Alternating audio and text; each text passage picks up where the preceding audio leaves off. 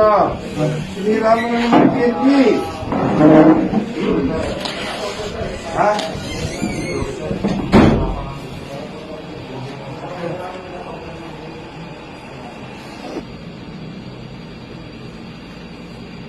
Yung bata ako na aawa. Pulisman ka pa naman. Paano ngayon kakainin? Paano mag-aaral yun kung matatanggal ka sa serbisyo?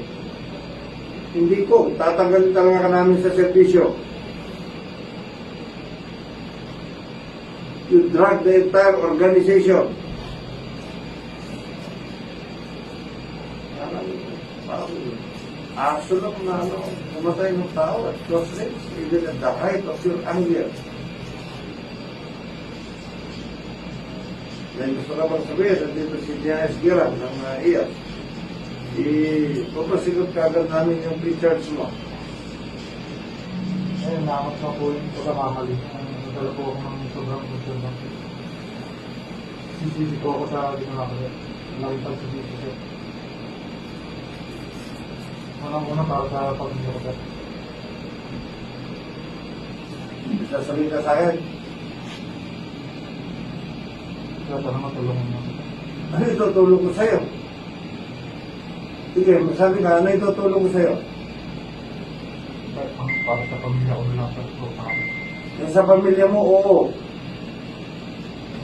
22 years ka sa servisyo, I do not think na hindi ka nakapag-experience ng ups and downs natin.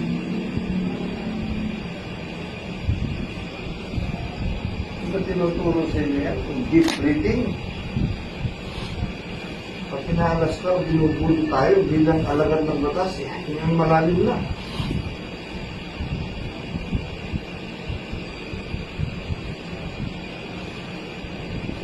Nalipat sa you drug the organization. Talagang galit na galit lahat ng tao sa iyo. Yan ang pagsisihan mo. Wala ka nang kakampi sa ginawa mo na. And that we have to pray hard. Sobrang galit ng tao sa iyo. Kahit pa paano, pinoprotection na lang namin yung anak mo. Kaya may mga pulis din doon. Yan ang ipagdasal mo. Kasi hindi namin makontrol lahat ng tao.